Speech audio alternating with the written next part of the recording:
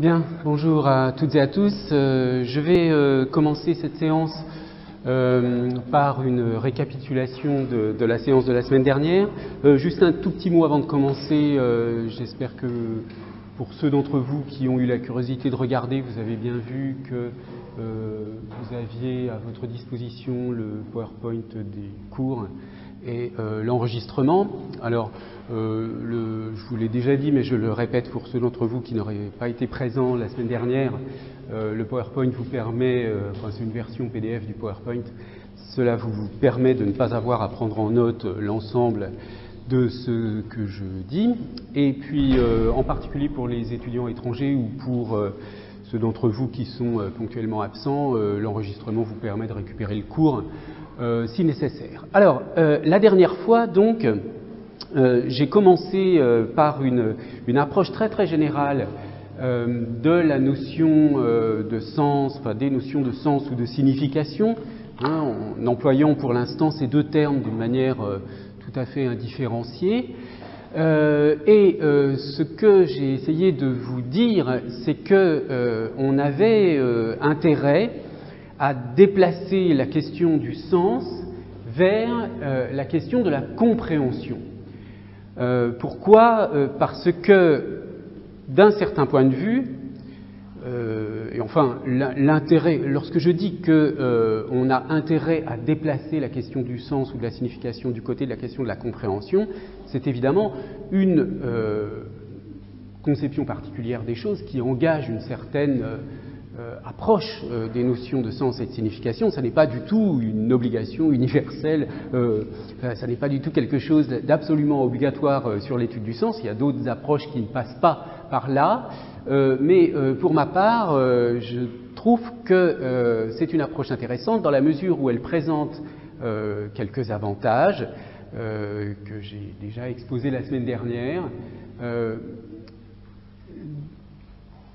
L'avantage principal étant le fait que la notion de compréhension, le fait de comprendre ou de ne pas comprendre, est une expérience humaine pour laquelle nous pouvons à la fois avoir des traces ou des preuves introspectives, c'est-à-dire nous-mêmes, nous savons quand nous comprenons ou quand nous ne comprenons pas, ou tout au moins nous avons une certaine croyance à ce sujet, nous pouvons nous tromper, bien entendu, mais même si notre compréhension est erronée, nous avons un sentiment de compréhension. C'est-à-dire qu'un sentiment de compréhension, c'est l'absence de sentiment de non-compréhension. En fait, là où on se rend compte de quelque chose, c'est quand on ne comprend pas. Quand on comprend, en général, les choses sont invisibles, transparentes, si vous voulez. Donc, la question de la compréhension, l'angle de vue de la compréhension est pour moi un angle plus réaliste au plan psychologique, si vous voulez, que la notion générale de sens. Elle a une certaine évidence et une certaine observabilité. J'ai insisté aussi, je n'y reviendrai sans doute pas, sauf très ponctuellement, j'ai insisté aussi sur le fait que cette question du sens, de la signification et donc de la compréhension, bien qu'il s'agisse vraiment d'une question linguistique, puisque vous le savez, il y a une partie de la linguistique qu'on appelle la sémantique, ou la sémantique et la pragmatique, ça c'est une discussion qu'on peut avoir, dont l'objet est le sens ou la signification. Il y a une branche de la linguistique qui se charge d'étudier le sens ou la signification des mots, des phrases, etc. Et cette branche de la linguistique s'appelle la sémantique ou la pragmatique. Et alors, évidemment, ces branches de la linguistique disposent elles-mêmes d'un appareil conceptuel précis, technique, qui permet d'entrer tout de suite dans des descriptions. Mais si on entre d'emblée dans des descriptions techniques qui viennent de la linguistique, on court le risque, qui est fréquent, d'oublier complètement que ces questions de sens, de signification, de compréhension sont des questions bien plus larges que le problème linguistique. Et ce lien avec la compréhension en général des comportements, et pas seulement des phrases, c'est un lien qui est...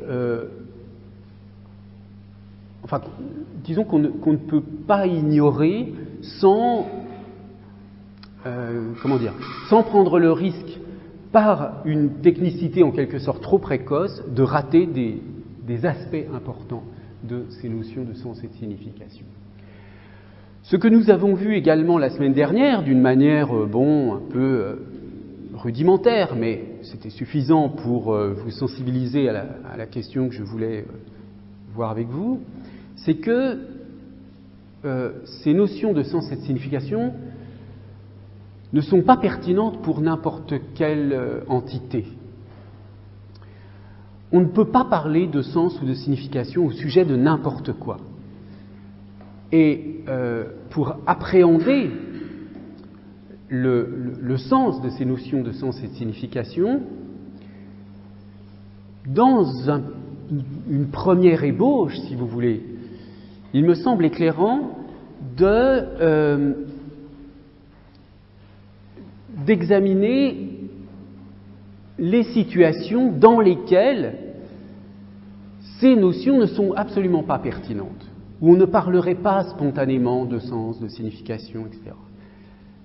Parce que, évidemment, par contraste, cela donne des propriétés à ces notions. Alors on a vu que dans le cas des objets, des êtres, etc., nus en quelque sorte, ces notions de sens et de signification ne s'appliquent pas, et que pour qu'elles puissent s'appliquer, il faut quelque chose comme une intention, un contexte, et la plupart du temps, les situations dans lesquelles on est à l'aise pour parler de sens ou de signification sont des situations dans lesquelles le comportement observé ou l'objet observé est le signe d'une intention. Alors, j'avais terminé plus classiquement disons, sur les différents plans linguistiques sur lesquels se manifeste la signification. Donc quand on laisse tomber les questions un peu générales et qu'on essaie d'examiner, pour ce qui concerne le linguiste, quels sont les niveaux auxquels on peut s'attacher à une description du sens ou de la signification. Donc il y a le niveau des mots lexicaux, le niveau des mots grammaticaux, le niveau des phrases, le niveau des discours et le niveau des textes.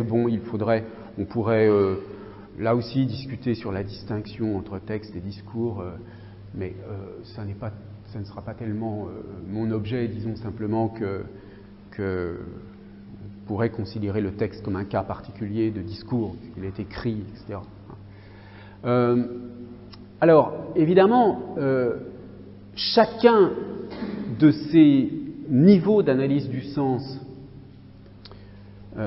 suscite des notions qui lui sont particulières. Et dans le parcours que nous allons suivre de ces différents plans ou niveaux d'analyse du sens, nous verrons que ce dont on parle, la notion de sens qui va être sollicitée pour parler du sens des mots lexicaux, la notion de sens qui va être sollicitée pour parler du sens des phrases, eh bien, vous verrez petit à petit que cette notion de sens est tout sauf homogène. Donc, l'un des objectifs de mon propos sur ce semestre, ce sera de vous sensibiliser au fait que la notion même d'une sémantique, c'est-à-dire l'idée qu'il y aurait une analyse unifiée du sens, quels que soient les niveaux de description, cette idée est problématique. pour le dire encore d'une autre façon, si ce qu'on vise en parlant du sens au sujet des mots lexicaux est très différent de ce qu'on vise au sujet du sens en parlant du sens des phrases, eh bien, où est l'unité de la sémantique?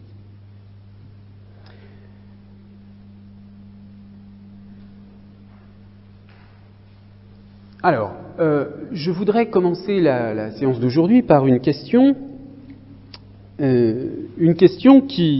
reprend, si vous voulez, le mouvement sur lequel nous sommes depuis le cours de la semaine dernière. C'est-à-dire, ce déplacement que je vous propose en passant de la question du sens ou de la signification à la question de la compréhension conduit à l'idée que l'opposition entre avoir un sens ou ne pas avoir de sens est équivalente à une opposition entre comprendre ou ne pas comprendre, ou plus précisément, entre être compréhensible, quelque chose qui est compréhensible, qu'on peut comprendre, et quelque chose qui n'est pas compréhensible, qui ne peut pas être compris. Donc, vous voyez, là, il y a une dimension modale, disons, qu'on n'est plus dans « je comprends, je ne comprends pas », mais « je peux comprendre » ou « je ne peux pas comprendre ». La question donc devient, qu'est-ce que ça signifie exactement que quelque chose, alors là, en l'occurrence, on ne va parler que d'éléments linguistiques, une entité linguistique quelconque X ne peut pas être comprise. Qu'est-ce que ça signifie? Alors, quand on examine cette question, il y a plusieurs, disons, discriminations préalables à effectuer. Quelque chose ne peut pas être compris. Tout d'abord, il y a une incertitude sur le fait de savoir si ça ne peut pas être compris par moi, en raison de mes capacités cognitives, par exemple, ou par n'importe qui. Est-ce que cette phrase, ce mot, etc., je ne les comprends pas moi, ou bien est-ce que je sais que personne ne peut comprendre ça? C'est évidemment une distinction tout à fait naturelle. Vous avez vous-même, très naturellement, et n'importe qui, il n'est pas nécessaire d'avoir fait de la linguistique pour ça, chacun a cette intuition de la distinction entre quelque chose qu'on ne comprend pas soi-même et quelque chose que personne ne peut comprendre. Ensuite, il y a une deuxième discrimination entre le fait de savoir qu'on ne comprend pas à un moment donné, mais qu'on pourra peut-être comprendre à un autre moment. Et, d'autre part, une situation dans laquelle on ne comprend pas, mais on sait qu'on ne comprendra jamais.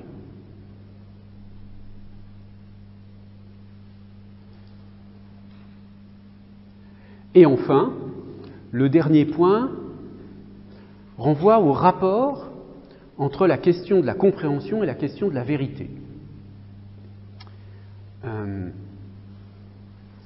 Est-ce que dire que quelque chose ne peut pas être compris, ça a un rapport avec l'idée que cette chose qui ne peut pas être comprise n'est absolument pas concevable, ou bien que c'est une chose qui, au fond, ne peut pas être mise ni dans la catégorie du vrai, ni dans la catégorie du faux. Bon, ça c'est un point un petit peu plus, disons, qui renvoie à des problématiques plus traditionnelles que je vous expliquerai donc à la fin. Alors reprenons chacun de ces trois cas en illustrant avec des exemples. Si vous lisez cette phrase, la splendeur smaragdine des poèmes de Pierre Louis.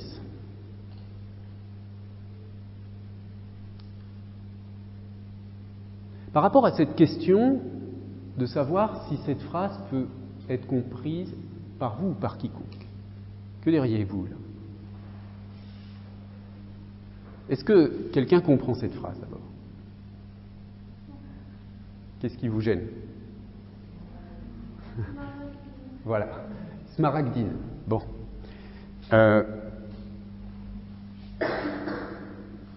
Quel est le genre de question qu'on peut se poser à partir de là? Oui?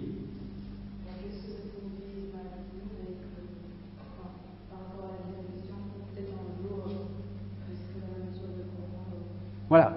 Donc, soit, tout à fait, soit vous faites l'hypothèse que c'est un mot de la langue dont vous ne connaissez pas la signification, mais qui existe, soit vous faites l'hypothèse que c'est un mot qui n'existe pas et que de toute façon personne ne peut comprendre. Hein? Ce qui pourrait arriver, par exemple, en cas de faute de frappe ou en cas d'invention fantaisiste de quelqu'un qui mettrait dans une phrase des mots inexistants. Donc, évidemment, ce doute, vous ne pouvez le lever qu'en consultant un dictionnaire. Alors, dans le dictionnaire, vous voyez la chose suivante, au moins vous aurez appris un mot nouveau aujourd'hui. Smaragdin, smaragdine, signifie qui est d'un vert émeraude. On parle d'une pierre smaragdine, et dans un sens figuré, c'est de là que vient cette phrase, la splendeur smaragdine des poèmes de Pierre Louis, c'est une phrase de Valéry, tirée de sa correspondance avec Fourment. Ce qui fait leur beauté, leur splendeur smaragdine, des poèmes de Pierre Louis, leur perfection et leur attirance de gemmes, c'est qu'ils sont polis et brillants, et pourtant sans fond.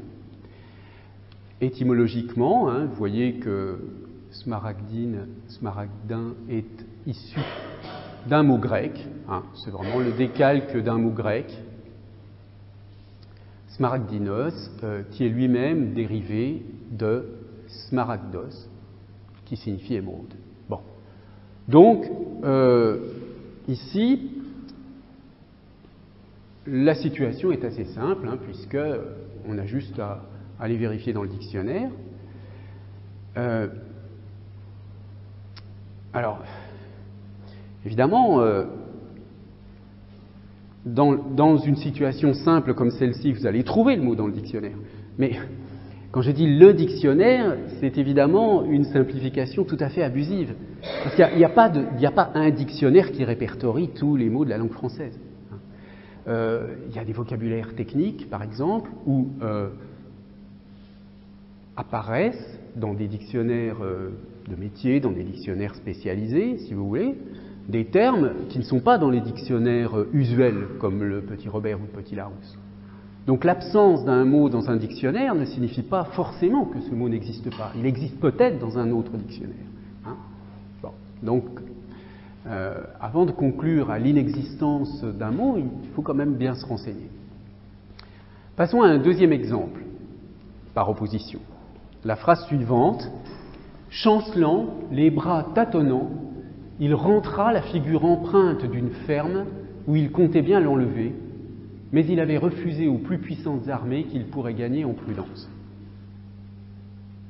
Alors, qu'est-ce que vous pensez de cette phrase?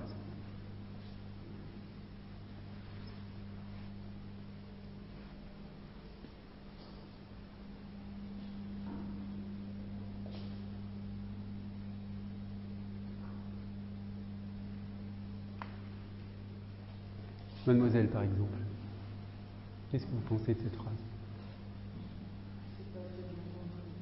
Pardon?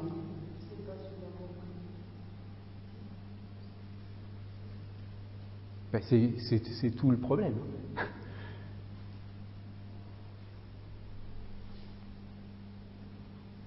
Oui?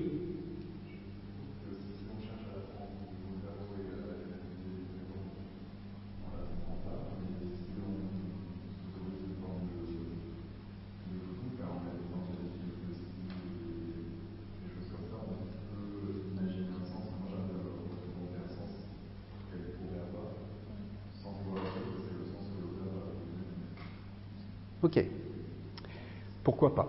C'est toujours difficile, au fond, de trouver des phrases dans lesquelles on a l'assurance d'une absence totale de signification.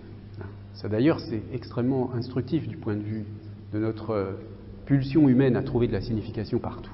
Mais en réalité, cette phrase, je l'ai prise là, dans un générateur de texte aléatoire qui, en fait, vous pouvez aller voir, hein, vous pouvez vous amuser à fabriquer des textes complètement aléatoires sur ce site, eneagon.org.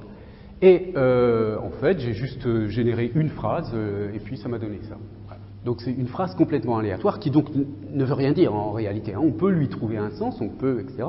Mais ce genre de choses, vous voyez, est faite pour... vous connaissez peut-être ces textes lorem ipsum, hein, ça sert à, quand on fabrique un site internet ou etc., à remplir de texte avec un texte complètement aléatoire, une page web par exemple, etc. Donc, ici, cette distinction entre le premier et le second exemple visait à essayer d'illustrer la distinction entre une situation dans laquelle on ne comprend pas soi-même une phrase, mais on pense qu'on peut avoir les moyens de la connaître. Hein. Dans la première phrase, j'ai l'impression que chacun d'entre vous a eu le sentiment que smaragdine était simplement un mot qui ne fait pas partie du vocabulaire courant, ce en quoi vous avez tout à fait raison, bien sûr, mais ça ressemble à un mot qui est possiblement existant en français. Donc c'est une assez juste intuition.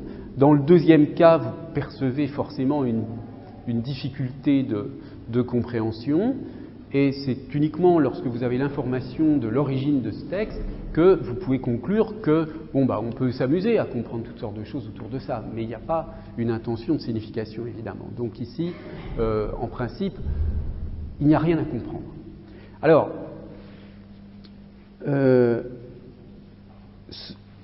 le fait de s'autoriser à pouvoir trancher entre un texte où il n'y a rien à comprendre et un texte qui peut avoir une dimension poétique, etc., c'est un fait assez important, parce que si vous n'avez pas cette précaution d'exiger un minimum de cohérence dans un texte, vous ne pouvez plus faire la différence entre le n'importe quoi, l'absurde, l'aléatoire, et quelque chose qui a du sens. On voit bien par exemple dans les classes de français que des jeunes élèves confrontés à des textes un peu difficiles ne font pas la différence, ont parfois l'impression que ça peut vouloir dire n'importe quoi, hein, et que c'est pas tellement différent d'une production complètement aléatoire. Donc cette aptitude à distinguer et à acquérir une certaine assurance sur le tri, si vous voulez, entre un texte complètement aléatoire et un texte qui tient, hein, c'est évidemment une distinction qu'on acquiert peu à peu par la culture, en fait. Hein. Bon, je n'insiste pas. Il reste que, donc, il y a des hésitations possibles, hein, mais on verra quelques exemples comme ça plus tard, où effectivement on peut douter. Pour prendre un exemple tout à fait caricatural, mais sur lequel je reviendrai un petit peu, les écrits de Lacan postérieurs à sa thèse de doctorat sont vus pour un certain nombre de personnes comme des textes qui sont absurdes, qui ne veulent rien dire, qui sont une espèce de jeu verbal complètement gratuit. Et pour d'autres, ces textes ont véritablement une signification. Pour certains, c'est une supercherie. Pour d'autres, il y a un apport de connaissances. Il y a des cas dans lesquels on peut avoir du mal à trancher sur la compréhension. Alors, deuxième cas de figure, donc, la question du moment.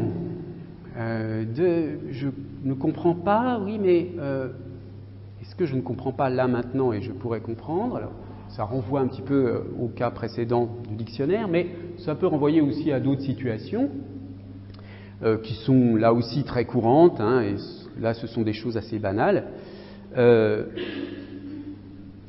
dans le cas de la compréhension d'une langue étrangère, enfin dans le cas où vous êtes confronté à une langue étrangère, il y a évidemment toutes sortes de situations entre l'incompréhension, la non-compréhension totale et une compréhension parfaite. Hein. Il y a tout un continuum là entre entre la situation dans laquelle vous avez un minimum de connaissance de la langue qui vous permet de comprendre à peu près, et de vous dire, oui, là je ne comprends pas exactement, mais en progressant dans l'apprentissage de cette langue, je comprendrai mieux. Mais évidemment que, compte tenu du nombre de langues existant dans le monde, vous ne pouvez pas adopter cette attitude pour n'importe quelle langue. Il y a des langues pour lesquelles vous ne comprenez pas, et vous savez d'avance que vous ne comprendrez jamais. Parce que vous savez, plus ou moins, que vous ne ferez jamais ce choix d'apprendre cette langue.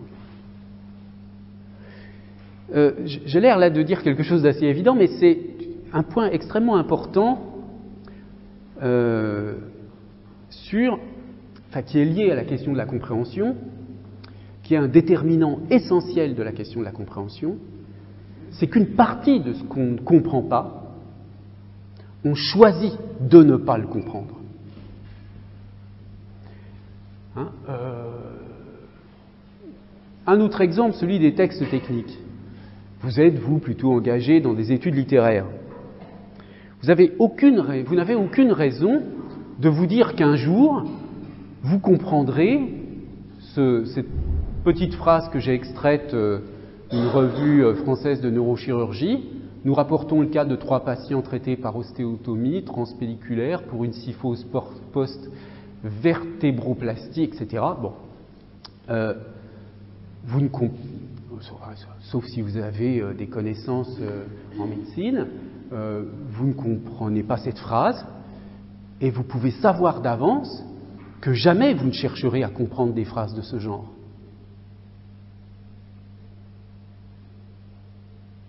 Ça veut dire qu'à un moment donné, quand même, il y a un déterminant qui est de l'ordre de la volonté pour parvenir à comprendre quelque chose. Ce n'est pas seulement quelque chose d'automatique, quelque chose qui est comme une espèce de réflexe, comme dans les situations où vous êtes, lorsque vous êtes dans un environnement linguistique de votre langue maternelle, où vous comprenez tout ce qu'il y a autour de vous et que ça ne pose aucun problème, tout est transparent, vous avez l'impression que tout cela est automatique. Mais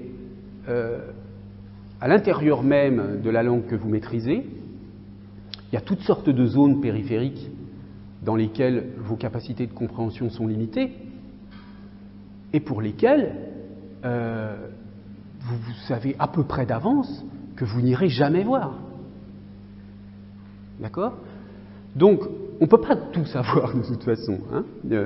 Donc, on est obligé, nous, êtres humains finis, de limiter notre connaissance et donc de limiter nos capacités de compréhension, enfin, disons, notre champ de compréhension. Alors, effectivement, il y a des cas où vous savez d'avance que la chose que vous ne comprenez pas, vous ne chercherez jamais à la comprendre. Au fond, c'est une attitude humaine assez générale. Hein. Je veux dire, vous pouvez très bien avoir à l'esprit que jamais de votre vie, vous ne ferez du parachutisme, bon, voilà, ou alors vous ferez je ne sais quel sport, enfin, bref. Ça ne vous intéresse pas, bon, voilà, vous n'avez pas envie de consacrer une partie de votre existence à cela.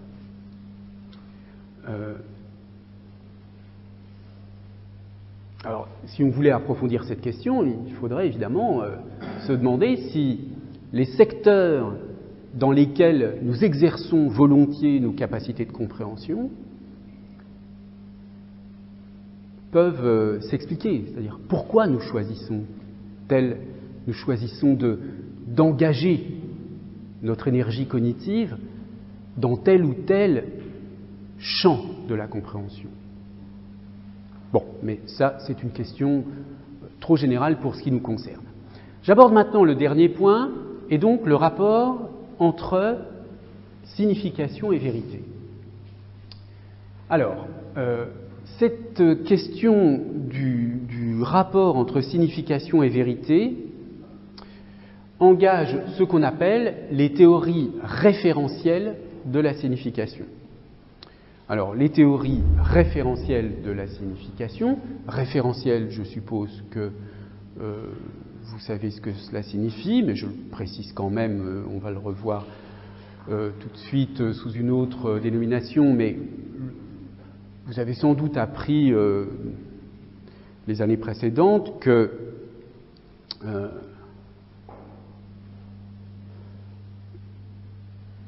il y a un monde extralinguistique.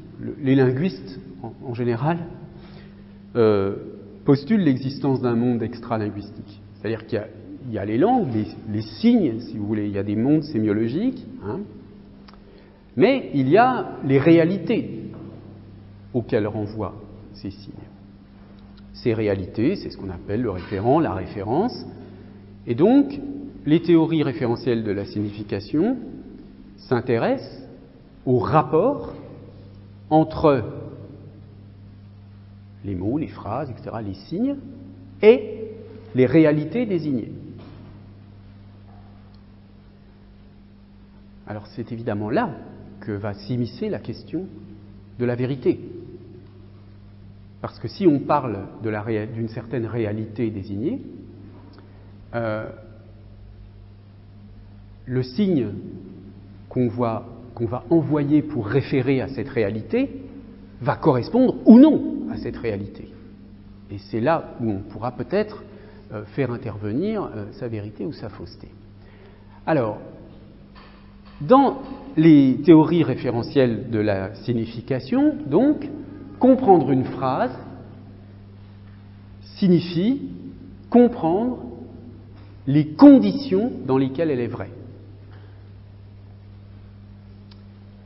Alors, les conditions dans lesquelles la phrase est vraie,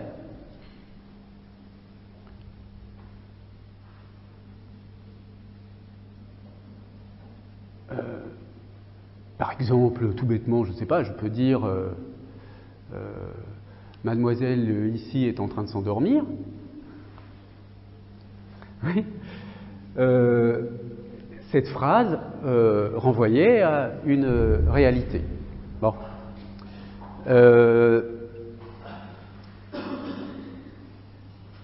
Elle est vraie au moment où je l'ai dite. Maintenant, elle s'est réveillée, donc elle est fausse. Donc cette phrase a des conditions de vérité. Pour que je puisse dire que la phrase « Mademoiselle est en train de s'endormir » est vraie, il faut que je vise une certaine personne qui soit effectivement en train de s'endormir. Bon. Alors, le terme de condition de vérité, cette expression est une expression technique. Hein. Et la sémantique qui s'intéresse aux conditions de vérité se nomme la sémantique vériconditionnelle. Vériconditionnelle, c'est l'adjectif, si vous voulez, qui correspond au nom condition de vérité. Vérité, conditionnel, condition. Sémantique vériconditionnelle, c'est une sémantique qui s'intéresse aux conditions de vérité.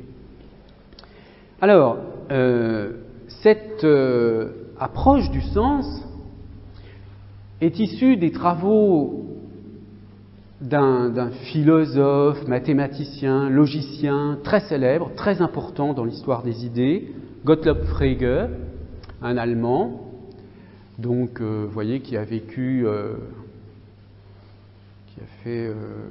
entre le 19e et le 20e siècle, enfin disons à la fin du 19e et au début du 20e, et qui a été à l'origine de toutes sortes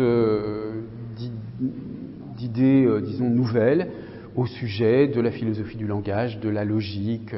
En particulier, il est à l'origine de ce qu'on appelle aujourd'hui le calcul propositionnel, en logique. Bon, passons. La distinction qui est devenue classique hein, et qui est commentée dans n'importe quel manuel de sémantique, la distinction qu'il a effectuée entre sens et dénotation, Sinn et Bedeutung, est généralement reprise, et voici grosso modo comment on peut la comprendre. Alors, je parlais tout à l'heure de référent.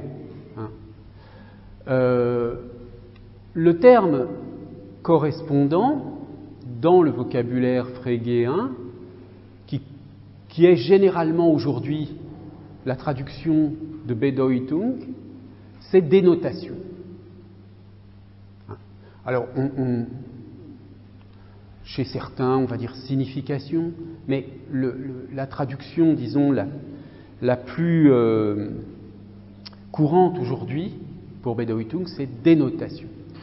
Donc, la dénotation d'une expression, c'est son référent. C'est ce qu'on appelle en linguistique son référent. C'est-à-dire l'objet du monde qui est désigné par une expression. Par exemple, si je dis cette chaise en montrant une chaise précise, eh bien, j'utilise une expression, cette chaise, qui contient un déictique, qui me permet d'attribuer une dénotation à un objet particulier qui est celui que je montre par exemple avec mon doigt en pointant sur la chaise dont je parle en disant cette chaise. Bien. Vous aviez une... Non, je croyais que vous leviez la main pour faire une remarque. Oui ? Oui, ce sont deux mots allemands. Bedeutung et Sinn, ce sont les mots allemands utilisés par Frege. Alors, le sens du mot dénotation, lorsqu'il s'agit d'un mot, disons, ou d'une expression définie comme cette chaise, il est, comment dire, simple à comprendre, enfin, je veux dire, il est assez évident. Dans le cas d'une phrase déclarative, parce que les phrases non déclaratives n'ont pas vraiment de dénotation pour Frege, mais dans le cas, limitons-nous au cas de la phrase déclarative, une phrase ne désigne pas un objet, un référent. Donc, le sens du mot dénotation pour Frege, dans le cas d'une phrase déclarative, c'est sa valeur de vérité. Donc en fait, la dénotation d'une phrase, c'est le fait qu'elle soit vraie ou fausse pour Frege.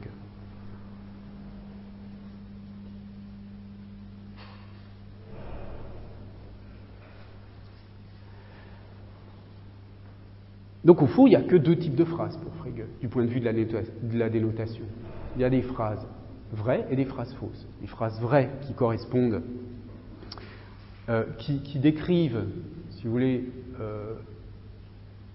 une situation correspondant à l'état de choses visé, et des phrases fausses qui ne correspondent pas. Alors, pour la distinction entre sens et dénotation, prenons un exemple. Bon, je vous passe les exemples de Frege. J'ai pris un exemple inspiré de l'actualité des sorties cinématographiques. Donc, les deux personnages, enfin les deux personnages, pas les deux personnages, mais les deux expressions, Spider-Man et Peter Parker, ces deux expressions renvoient, vous le savez, à une seule et même personne. D'accord ? Puisque Spider-Man, enfin pour ceux qui n'auraient vraiment aucune connaissance de ce genre de choses, Spider-Man, c'est un individu nommé Peter Parker qui se déguise en Spider-Man. Bon, enfin, qui a des pouvoirs, etc., qui est un super-héros. Bien. Donc, du point de vue frégéen, Spider-Man et Peter Parker ont la même dénotation. Ces deux expressions renvoient au même objet du monde, c'est-à-dire à la même personne. Bon, ça c'est la dénotation. Mais, si vous dites... Donc, si vous dites Liz Allen est l'ami de Peter Parker, puisque Peter Parker et Spider-Man ont la même dénotation, vous pouvez remplacer l'un par l'autre et dire Liz Allen est l'ami de Spider-Man. D'accord ? Puisque les deux expressions ont la même dénotation, on peut les permuter. Alors, cette possibilité de permuter les deux expressions est nommée techniquement une substitution salva veritate, si vous voulez, c'est-à-dire qui préserve la vérité. Alors que si j'ai une phrase vraie et que je remplace une expression par une autre ayant la même dénotation, en principe, je ne modifie pas la vérité de la phrase.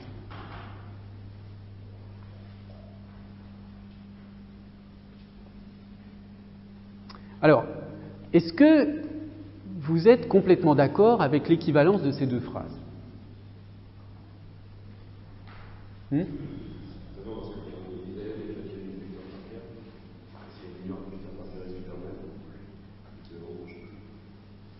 Alors, c'est pas exactement qu'elle ne marche plus.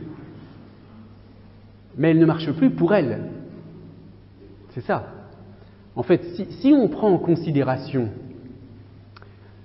le point de vue du personnage nommé Liz Allen, pour elle, elle peut très bien être l'amie de la personne nommée Peter Parker.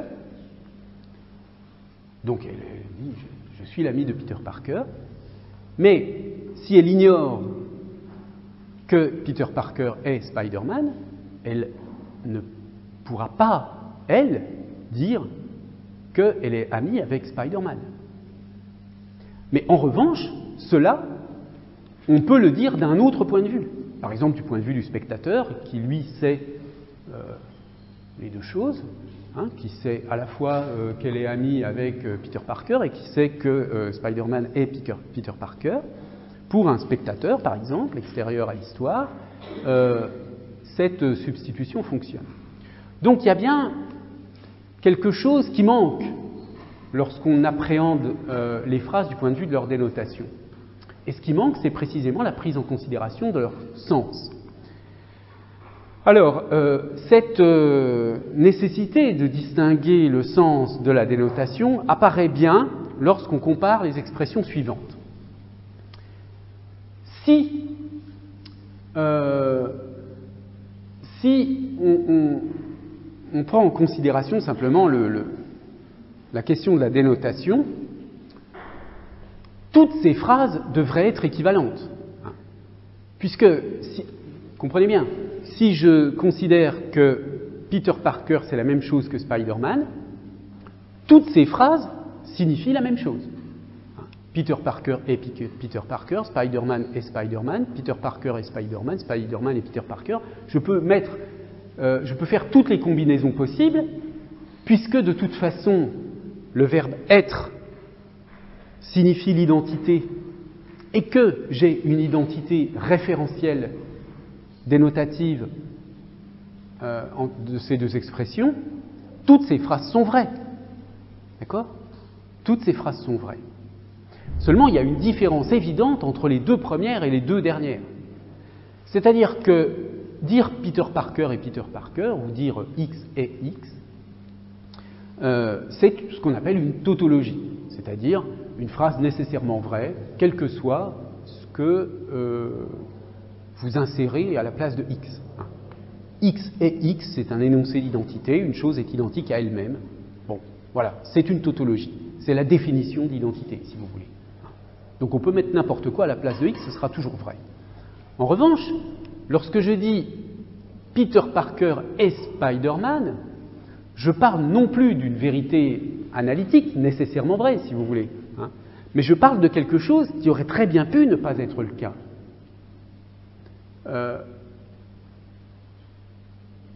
En fait, il arrive dans ces histoires, ces récits, dans cette culture des super-héros, que, en général,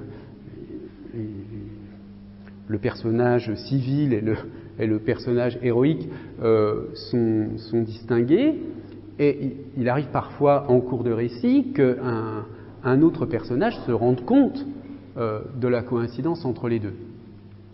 Donc, dans ce cas, Peter Parker est Spider-Man, ou Spider-Man est Peter Parker, je n'ai pas une tautologie, j'ai quelque chose qui m'informe. Par conséquent,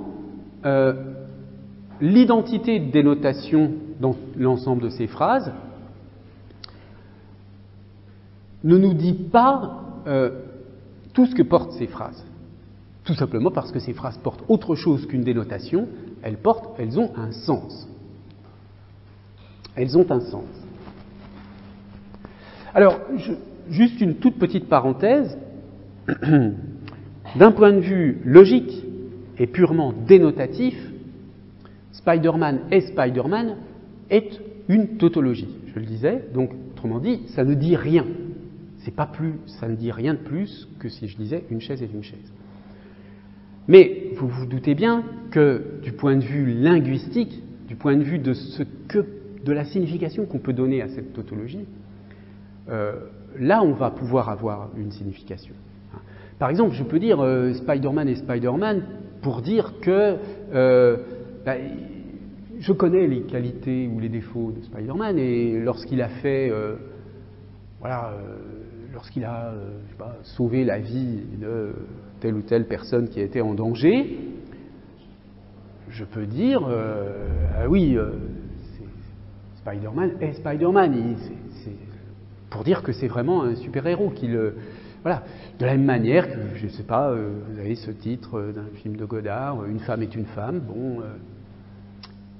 c'est pas juste une tautologie de dire ça. Hein. Alors on peut le comprendre du point de vue de la dénotation, du point de vue strictement logique comme une tautologie. Oui, une femme est une femme. Bon, d'accord.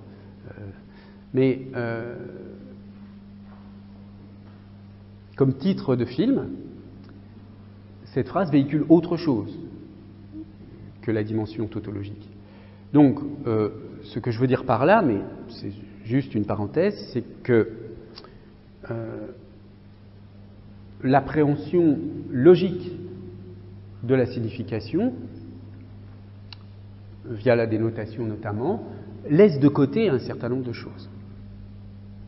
Même en prenant en considération la question du sens au sens où l'entend Frege, ça ne suffit pas. Vous voyez, pour rendre compte du fait que Peter Parker et Peter Parker puissent être malgré tout informatifs et pas seulement tautologiques, on a besoin d'autre chose que des concepts de sens et de dénotation.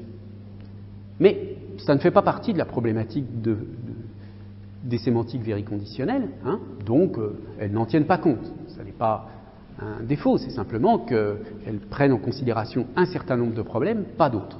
Mais du point de vue du linguiste, évidemment, il y aurait des choses à dire. Donc, la différence entre sens et dénotation, c'est que le sens, c'est d'une certaine manière un certain mode d'accès à la dénotation. Je peux accéder au référent, c'est-à-dire au référent de Spider-Man, c'est-à-dire à la personne désignée par cette expression, en passant par l'expression Spider-Man, donc avec un certain nombre de propriétés, je sais retrouver le référent ou la dénotation.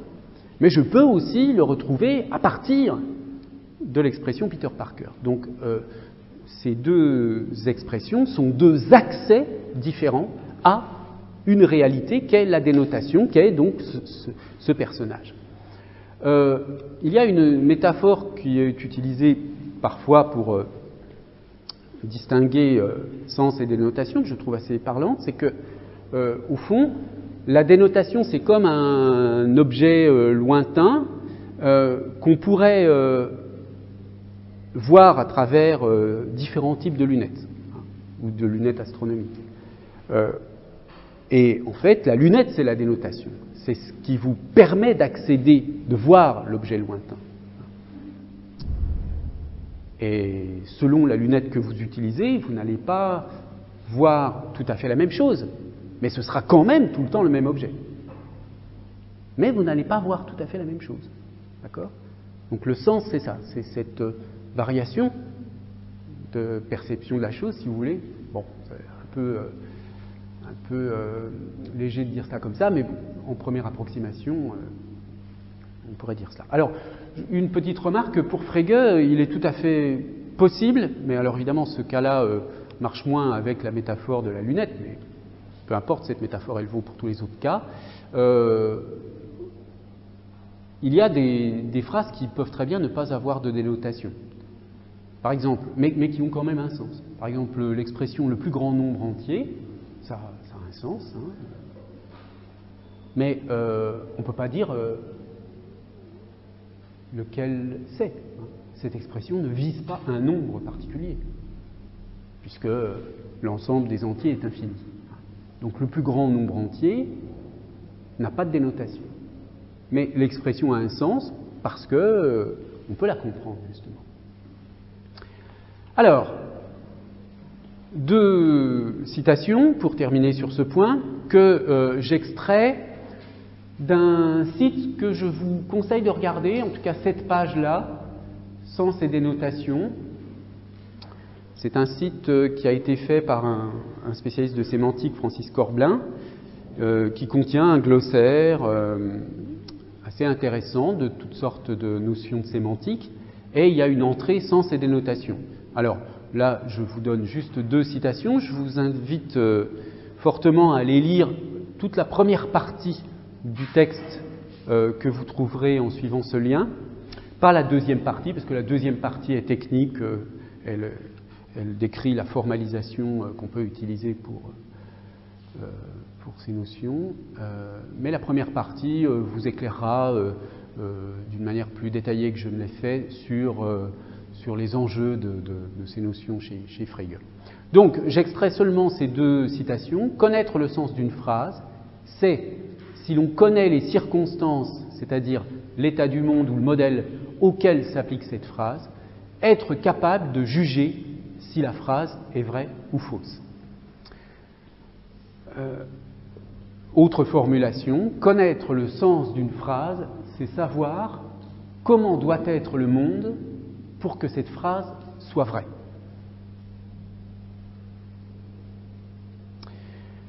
Alors, je ne vais pas développer ce point, mais c'est un enjeu très important des approches logiciennes du langage, ou logicistes, si vous voulez, du langage, qu'il y a eu quand même un contexte historique dans lequel on a voulu faire le tri entre les phrases sur lesquelles on peut débattre à l'infini sans jamais qu'on puisse trouver un accord quelconque en ayant un lien avec la réalité, et puis les phrases, disons, relevant plutôt de la science, pour lesquelles on peut trouver des accords sur la réalité. Alors notamment, les approches logicistes ont été une sorte de machine de guerre contre une certaine métaphysique. Et contre aussi, par exemple, le discours théologique. Alors, vous pouvez parler de Dieu, des anges, etc. D'accord ? Vous pouvez faire des phrases ayant ces mots-là comme référent. Mais alors, comment doit être le monde pour que cette phrase soit vraie ? Je vous dis, Dieu est grand. Bon. Quelles sont les conditions de vérité de cette phrase ? Évidemment qu'on ne peut pas les fixer. Donc, c'est une phrase qui n'a pas de condition de vérité, qui n'est ni vraie ni fausse. Du coup, qui renvoie non plus à l'ordre du vrai et du faux, mais à l'ordre de la croyance. Qui peut être plus ou moins cohérente ou pas. Mais en tout cas, il y a là, dans ces approches logicistes, l'idée qu'on donne un certain nombre de règles pour un discours, disons, scientifique. Avec cette idée que seul un discours scientifique a quelque chose à voir avec le vrai et le faux. Les autres types de discours ne sont pas pour autant dénués d'intérêt. Mais, comme le dirait Wittgenstein, ce sont d'autres jeux de langage. Par exemple, la poésie n'a pas de rapport avec le vrai et le faux. Bon.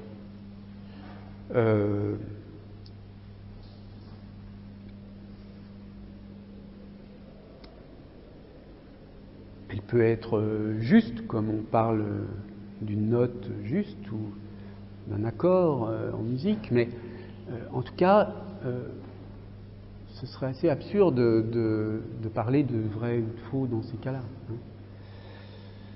Et donc, si vous voulez, il y a quand même, avec cette notion de condition de vérité, la tentative d'établir un clivage entre les discussions, quand je dis discussion, je le prends dans un sens sérieux, c'est-à-dire les discours, hein, les discours dans lesquels on va pouvoir discuter en avançant dans ce que un autre logicien dont je vous parlerai plus tard, Peirce, appelle l'esprit scientifique, dans un esprit d'enquête.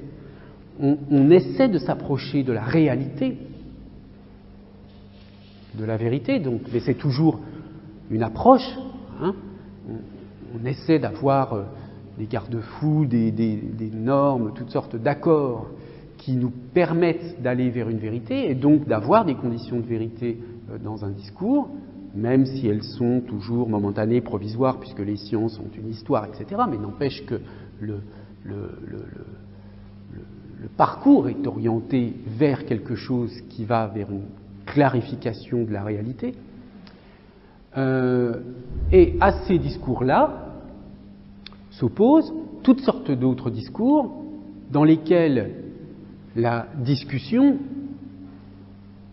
ne va pas porter sur le fait de savoir si ce que X dit correspond à la réalité et ce que Y dit ne correspond pas à la réalité, si Y dit le contraire de X, mais des discussions sans autre objectif, finalement, que le plaisir de la discussion.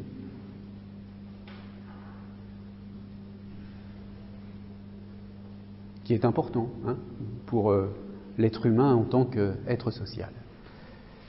Bon, alors, donc, si on reste sur ces notions, si on termine sur ces notions de sens et de dénotation, ne pas comprendre une phrase, ça peut signifier ne pas pouvoir lui attribuer des conditions de vérité. Alors, cette phrase très célèbre, « L'actuel roi de France est chauve », qui a été commentée par des centaines de logiciens, et notamment par Russell, etc. Cette phrase, si je la dis maintenant, l'actuel roi de France est chauve, je ne peux même pas dire qu'elle est fausse.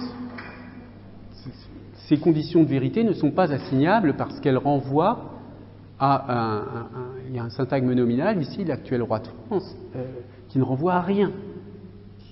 Donc, il n'y a même pas de...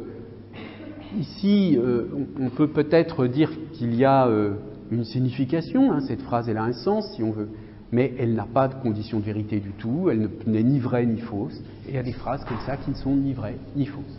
Donc, on peut très bien ne pas comprendre, on peut très bien considérer qu'il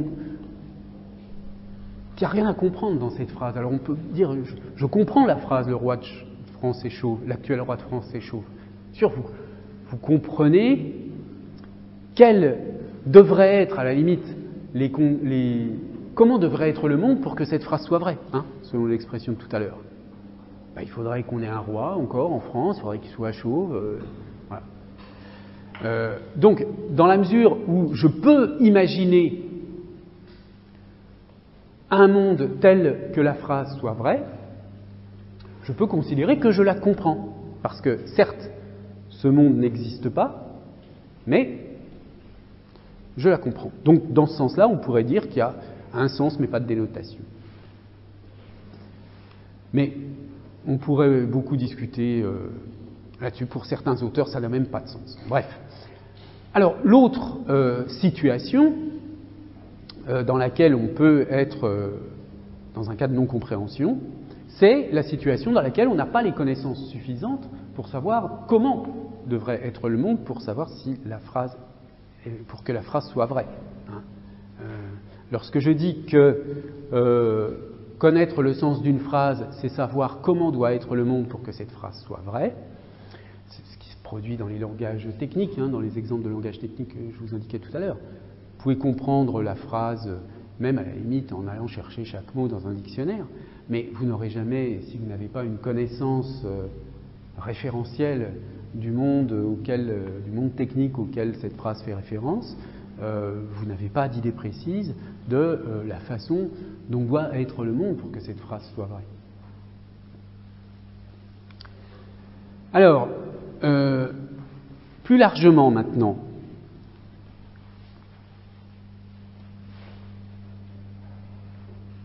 je conclus, disons, en élargissant un tout petit peu la réflexion. On l'a vu, la notion de compréhension est indépendante de la notion de vérité. C'est-à-dire qu'on peut très bien comprendre ou ne pas comprendre, selon que... on peut très bien comprendre ou ne pas comprendre des choses vraies ou fausses. Ce sont deux angles de vue différents sur les phrases.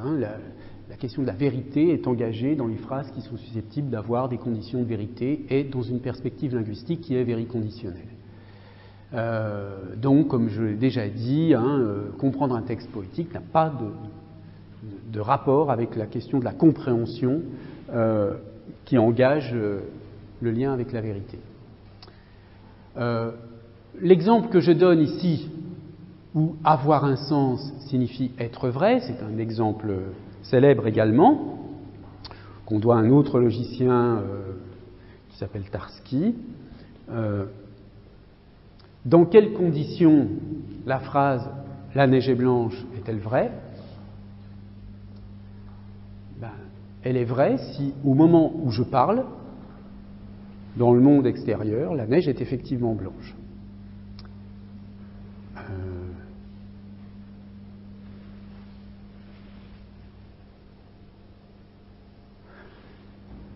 Si je dis cette phrase dans un environnement où il n'y a pas de neige, par exemple, la phrase devient incompréhensible.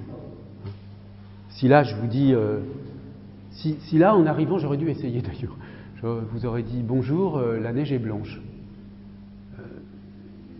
Vous auriez été surpris, vous seriez douté sans doute que...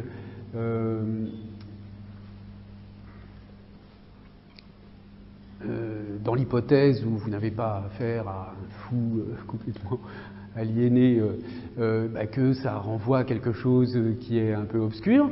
Mais en tout cas, la question du fait de savoir si cette phrase est compréhensible ou pas est liée au fait qu'elle renvoie à un état de choses qui est effectivement le cas au moment où on le dit. Je vous disais que cette phrase peut ne pas être comprise s'il n'y a pas de neige du tout, mais de la même manière, si vous êtes devant une neige très sale, grise, etc., manifestement, très visiblement grise, noire, et que vous dites la neige est blanche, on vous dira, c'est parce que tu vois pas bien, mais tu vois pas qu'elle est grise ou noire, pourquoi tu dis ça, hein? Donc, il y a bien, dans certains cas, qui sont, évidemment, cet exemple élémentaire est un exemple paradigmatique. Il vise à montrer que, c'est ce qu'on appelle la décitation, c'est-à-dire que pour passer du monde du langage au monde de la réalité, du monde du langage, c'est-à-dire la phrase, entre guillemets, la citation, à la réalité, le fait que la neige soit effectivement blanche, eh bien, il y a un lien, là, qui est un lien de représentation, c'est-à-dire que la phrase doit représenter la réalité qu'elle désigne. Alors, cette idée qu'une phrase ou un énoncé représente un état de choses, c'est ce qu'on appelle, c'est un point de vue là aussi, qu'on appelle le représentationalisme. Et juste pour conclure, avant de faire une petite pause, je vous signale que cette question de savoir si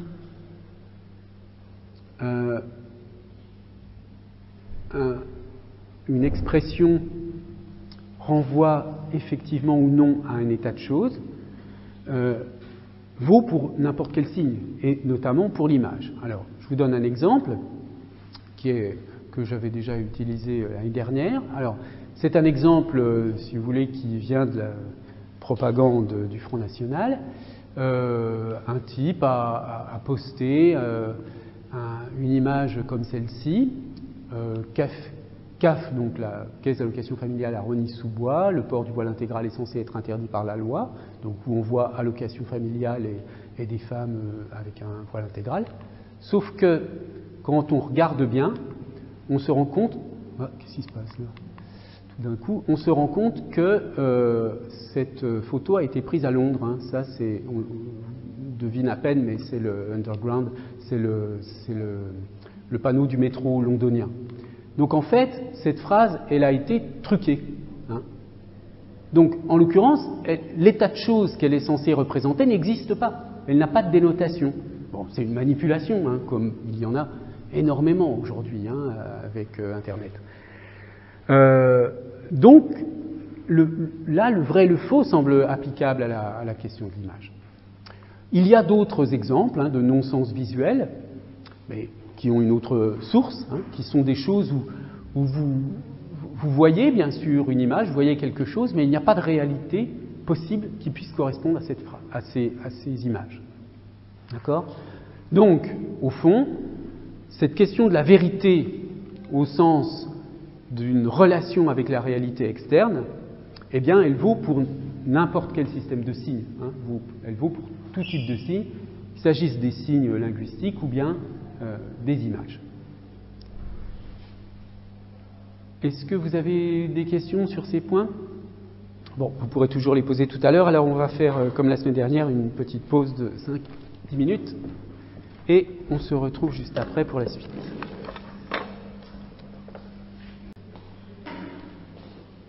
Alors je vais reprendre donc le fil de mon propos à partir de cette classification des différents plans de signification et nous allons commencer donc par examiner des situations dans lesquelles nous avons des difficultés de compréhension, des mots lexicaux. Ensuite, on fera la même chose pour les mots grammaticaux, les phrases et les textes. Alors, première situation et premier exemple donc pour le cas des mots lexicaux. Je prends comme cela un mot hors contexte.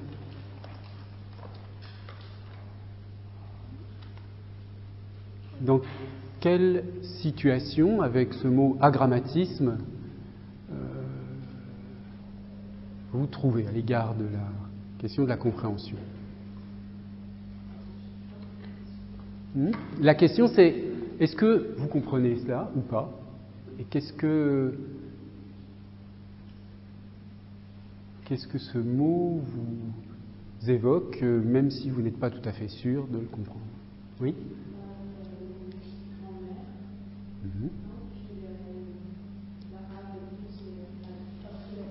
Oui.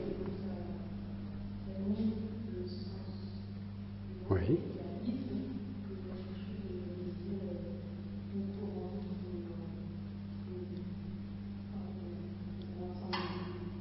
Tout à fait. Il y avait quelqu'un d'autre, je crois, qui... C'était pour dire à peu près la même chose. Alors, les indices que vous avez relevés sont tout à fait justes et ils correspondent à quelque chose qu'on examinera de plus près plus tard, qui correspond, si vous voulez, à la dimension qu'on appelle iconique des unités lexicales, c'est-à-dire le fait que l'on puisse calculer leur signification à partir d'unités qui les composent. Mais on voit bien que là, en dehors d'un contexte, ces indices ne suffisent pas à pouvoir établir que ce mot signifie telle ou telle chose. Alors, si je vous donne un contexte en vous disant ce patient souffre d'agrammatisme, qu'est-ce que vous comprenez là?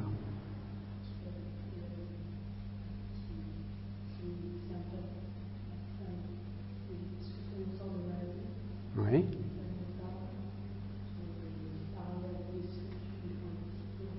Voilà. Donc vous voyez que tout de suite avec un contexte, on obtient quelque chose de... disons, le contexte est un indice supplémentaire, c'est évident, hein, pour calculer la signification. Alors si on va rechercher le mot dans un dictionnaire, j'ai pris ici le dictionnaire des sciences du langage de Franck Neveu, on trouve cette définition pour agrammatisme. C'est un type de pathologie du langage, un trouble du langage qui se manifeste chez les sujets aphasiques dans la structuration syntaxique. La grammatisme est caractérisé par la réduction des énoncés à leurs noyaux lexicaux. Donc, vous voyez, tendance à faire disparaître les morphèmes grammaticaux. C'est pour cela qu'on parle d'agrammatisme. Hein. Les mots grammaticaux sont évacués au bénéfice des mots lexicaux. Une carence des modalités temporelles du verbe, donc avec beaucoup d'infinitifs. Et donc, c'est ce que Roman Jakobson appelait le style télégraphique. Bon. Donc, ici, au fond, on a à la fois les indices des morphèmes qui composent le mot, et d'autre part, comme ces indices ne sont pas tout à fait suffisants, l'absence d'un contexte, on doit, et même avec un contexte, on n'aurait pas un accès à une compréhension suffisamment stable, eh bien, on recourt simplement à un dictionnaire, éventuellement à un dictionnaire spécialisé. Deuxième cas de figure.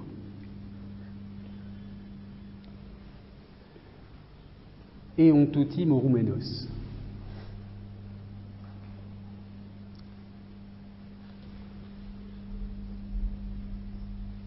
Alors là, évidemment, c'est beaucoup plus difficile d'avoir une intuition sur les éléments formatifs. Oui? Pardon? Oui. Alors, c'est quelque chose que Baudelaire a écrit. Oui, oui, c'est un... Oui? Oui. Lié à une forme de culpabilité, pas exactement, mais l'idée est un peu présente. Bon, là, évidemment, vous avez l'intuition de l'origine, c'est un mot qui n'a pas une apparence très, correspondant très bien à la langue française. Hein, oui, vous avez... C'est un mot grec. Oui. Que certes Baudelaire a repris comme le titre de la institutionnelle. Qui d'abord le titre de pièce de théâtre. Oui, très bien. Alors c'est pas un sonnet, mais c'est pas grave, c'est un poème de Baudelaire. Je crois pas que c'est... Oui, non, c'est pas un sonnet. Mais oui, tout à fait. Alors, si vous allez jeter un coup d'œil dans Wikipédia, vous voyez qu'effectivement, c'est le titre d'un poème de Baudelaire. Hein, et le titre grec signifie littéralement « bourreau de soi-même ». D'accord ? Donc là, évidemment, comme le mot n'est pas d'origine française, il est beaucoup plus difficile de pouvoir le découper pour avoir une intuition sur sa signification. Bon, vous avez un certain nombre d'autres informations qui sont simplement sur la mise en musique du poème, etc. Mais ce ne sont pas des informations très pertinentes pour comprendre ce dont il s'agit exactement. Le texte de Baudelaire est celui-ci, donc vous voyez, ce n'est pas un sonnet, mais bon, peu importe, c'est un poème de Baudelaire. Je te frapperai sans colère et sans haine comme un boucher. Comme Moïse le rocher, je ferai de ta paupière, pour abreuver mon Sahara, jaillir les eaux de la souffrance. Mon désir gonflé d'espérance sur tes pleurs salés nagera comme un vaisseau qui prend le large. Et dans mon cœur qu'ils saouleront, tes chers sanglots retentiront comme un tambour qui bat la charge. Et vous voyez, plus loin, la strophe célèbre, je suis la plaie et le couteau, je suis le soufflet et la joue, je suis les membres et la roue, et la victime et le bourreau. Hein, donc, c'est là, la victime et le bourreau, qu'on a l'idée véhiculée par Eontoti morumenos d'être le bourreau de soi-même. Effectivement, le terme vient d'une comédie grecque de Terence, reprise de Ménandre, et donc lié au fait qu'un père a pris une décision concernant son fils, qu'il a regretté ensuite, et donc qu'il s'est tourmenté. Donc l'idée de culpabilité dont vous parliez n'est pas absente, mais vous voyez que c'est une culpabilité sur vraiment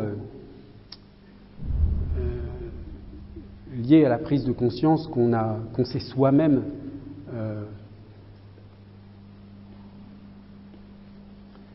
affecté, disons. Alors,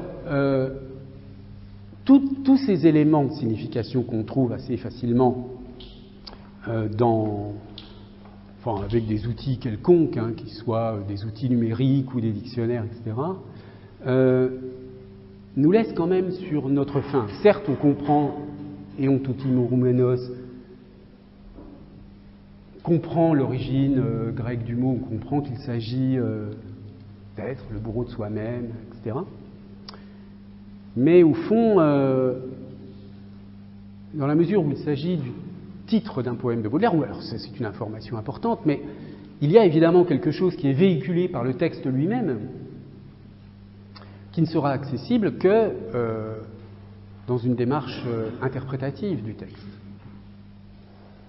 Donc là, à la différence du cas précédent,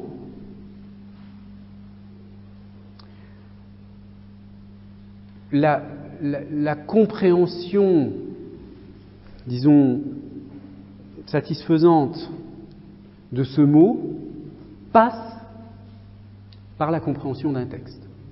Là, du coup, le recours au dictionnaire n'est plus suffisant. Je reviendrai plus tard sur cet exemple lorsqu'on examinera les questions, les difficultés de compréhension au sujet des textes. Alors, un troisième exemple, tout à fait différent, correspondant à des usages quotidiens du langage. Alors, c'est quelque chose que j'ai trouvé un peu au hasard sur Internet. Alors, voici ce que dit une jeune femme. « Papa, maman, je vous entends souvent dire que vous êtes fiers de vos enfants. Je ne comprends pas ce mot. » Alors, oui, c'est ça qui m'intéresse. Quelqu'un qui dit « je ne comprends pas ce mot ». Ma fille, par exemple, je la trouve fabuleuse, j'aime ce qu'elle est, ce vers quoi elle tend, mais dans le mot de fierté, il y a quelque chose qui m'échappe. J'aime le Nutella, la mer, la lune et ma fille, mais je ne suis pas fier du Nutella, pas fier de la mer, pas fier de la lune et pas fier de ma fille. Parce que je ne suis pour rien dans le miracle de la mer ni dans celui de ma fille.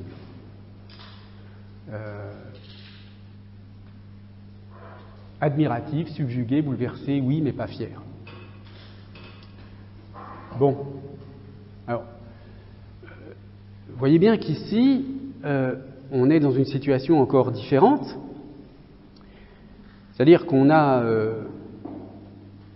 l'expression d'une difficulté de compréhension, mais qui ne provient pas du tout du fait que la personne ne sait pas ce que signifie fier. Bien sûr qu'elle sait qu'elle a une idée du sens du mot, puisqu'elle est capable de dire dans quel cas elle ne l'emploierait pas. Et son argument, c'est donc de dire « je ne comprends pas pourquoi on peut être fier de quelqu'un ».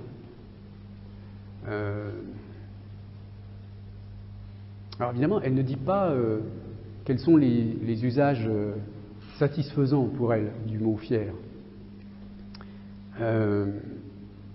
Mais ce qui m'intéresse ici, c'est tout simplement de vous montrer que parmi les cas possibles dans lesquels on peut éprouver une difficulté de compréhension, il y a le cas de la contextualisation, le cas non pas du sens du mot pour lui-même, mais le cas de l'emploi du mot dans une certaine circonstance, dans un certain discours.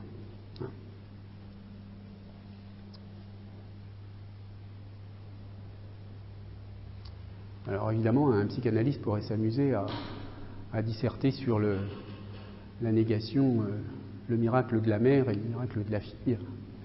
Mais bon.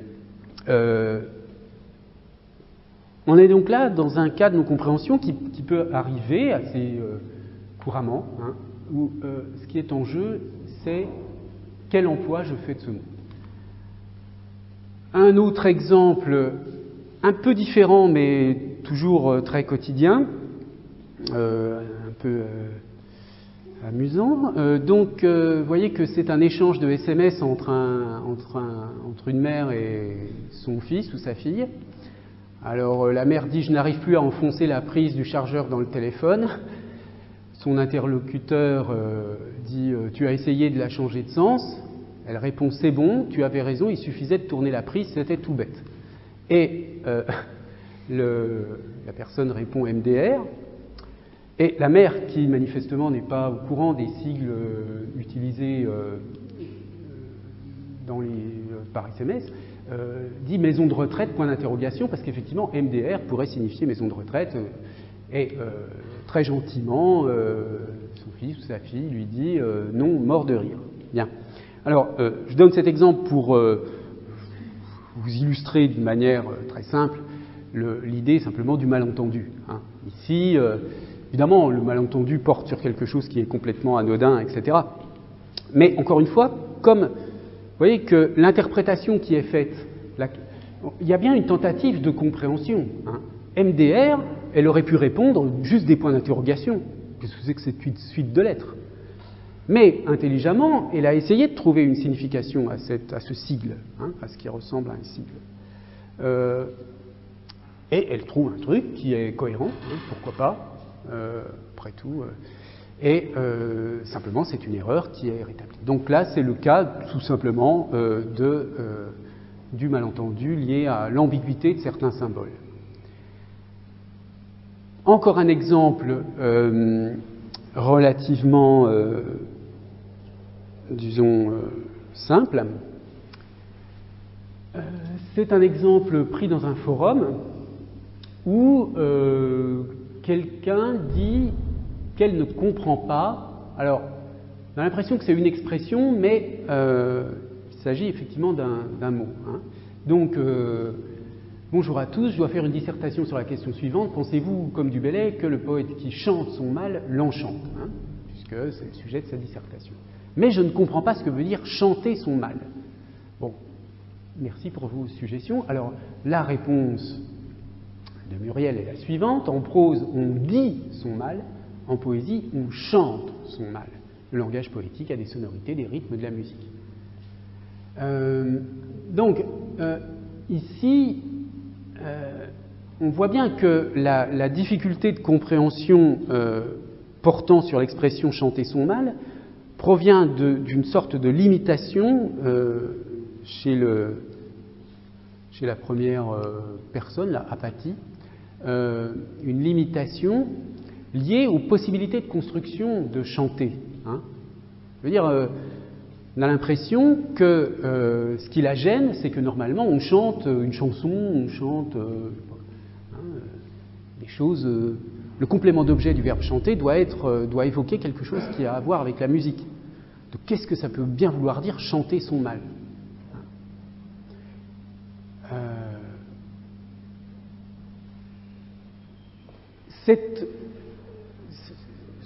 Cet exemple tout à fait anecdotique vous correspond en fait à un phénomène extrêmement complexe et profond lié à la polysémie verbale, si vous voulez. Vous avez évidemment, lorsque vous avez un verbe, vous avez des possibilités de complémentation qui sont déterminées par le sens du verbe. Je veux dire, manger, vous allez avoir comme complément du verbe manger des syntagmes nominaux qui évoquent des choses mangeables. Hein. Mais il y a d'une part une polysémie du verbe. Donc chanter son mal, je pense que je n'ai pas vérifié dans le dictionnaire, mais on pourrait trouver dans le dictionnaire, dans la description des différentes acceptions du verbe chanter, une acception qui correspondrait à cet emploi. Et puis vous pouvez avoir des emplois complètement métaphoriques. Bien. Donc cette sensibilité à la polysémie, là en l'occurrence à la polysémie verbale, mais on pourrait avoir des exemples qui relèvent d'autres types de polysémie. Vous voyez que c'est aussi un déterminant de la compréhension. C'est-à-dire qu'à un moment donné, pour comprendre quelque chose, il faut en quelque sorte donner sa chance à la polysémie des mots qui sont employés.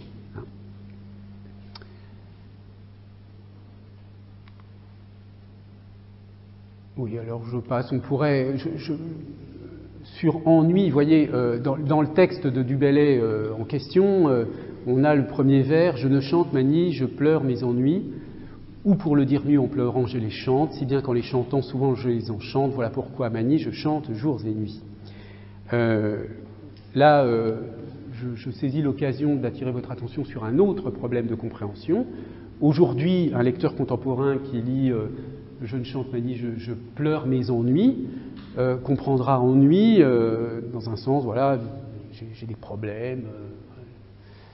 Alors que, évidemment, au XVIe ou XVIIe, le terme d'ennui a beaucoup plus à voir avec la notion,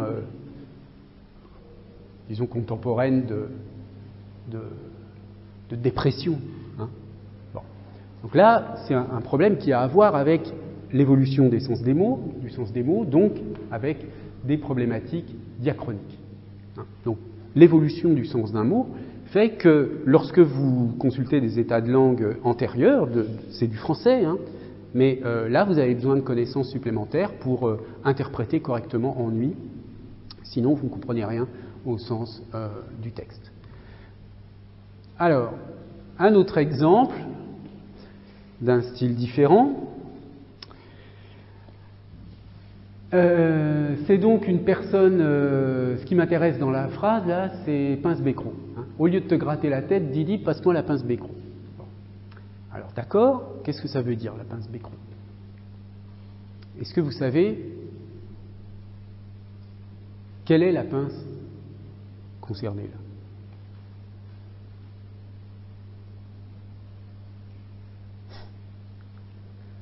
Personne n'a la moindre idée de ce que c'est qu'une pince bécro? Alors, regardons les définitions. La pince bécro est un outil à main. C'est une pince qui permet de saisir ou de maintenir des objets de taille différente. Elle est munie d'une articulation réglable qui permet d'agrandir l'écartement des mâchoires. En Bretagne, parfois dénommée sauterelle, probablement en raison de sa forme. Alors, muni de ces informations, est-ce que, là, ça vous donne une hypothèse?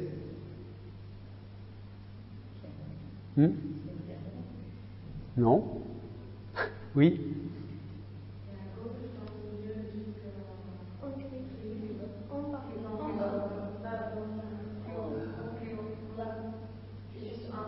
Là?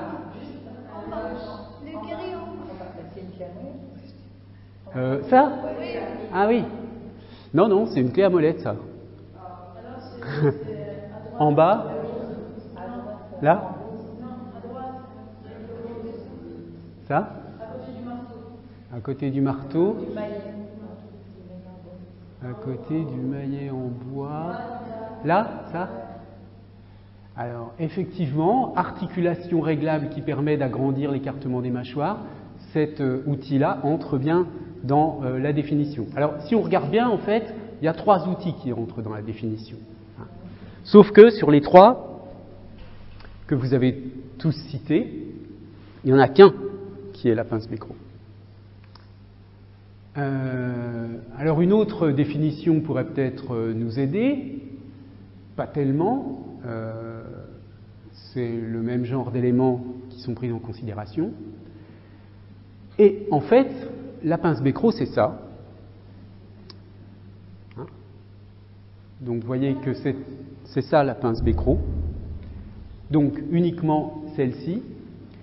Et ce que je vais vous montrer avec cet exemple, c'est que dans certains cas, il n'y a pas de meilleure définition d'un mot qu'une image.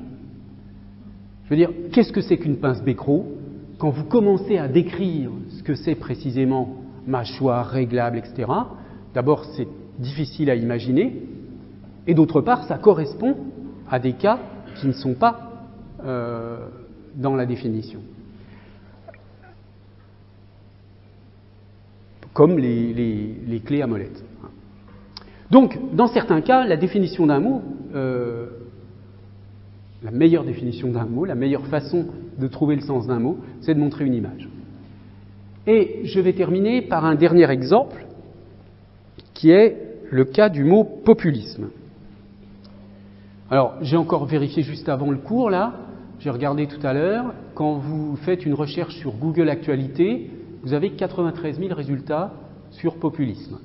Hein, ça, c'est une recherche que j'ai faite à 10h30 ce matin. C'est donc une notion qui aujourd'hui est extrêmement employée, très souvent, mais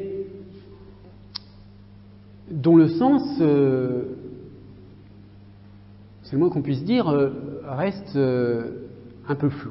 Alors, je vais vous donner quelques illustrations du caractère flou de ce sens. Alors, je prends là un article qui il me semble assez attentif, assez pertinent sur cette question. Le mot populisme, mis à toutes les sauces, perd toute signification et empêche tout diagnostic pertinent, prévient en un tweet le sociologue Edgar Morin. Donc vous voyez que ici on a tout de suite cette idée mais qui devient inquiétante, c'est-à-dire que plus un mot est employé, dans ce cas-là, hein, plus il perd sa signification.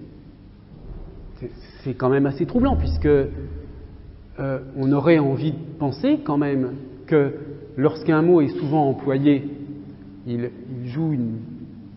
est souvent employé parce qu'il est bien compris par chacun, et donc ça permet un échange linguistique.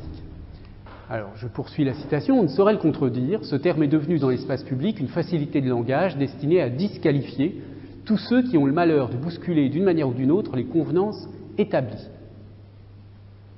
Alors, une facilité de langage destinée à disqualifier tous ceux qui ont le malheur de bousculer d'une manière ou d'une autre les convenances établies. Vous voyez que la façon dont la chose ici est formulée donne l'impression quand même que